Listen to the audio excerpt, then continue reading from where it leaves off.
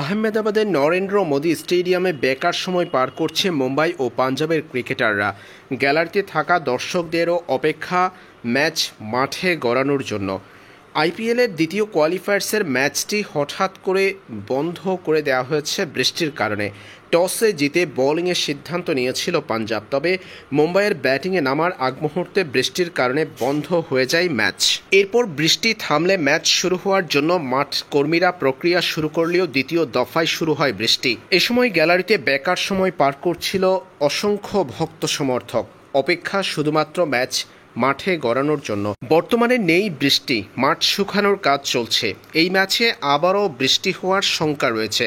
যদি ম্যাচ শুরু হওয়ার পর পুনরায় বৃষ্টির কারণে ম্যাচটি শেষ পর্যন্ত পরিত্যক্ত কিংবা বাতিল হয়, তবেই কপাল পুড়বে মুম্বাইয়ের। টুর্নামেন্ট থেকে বাদ পড়বে মুম্বাই ইন্ডিয়ান্স।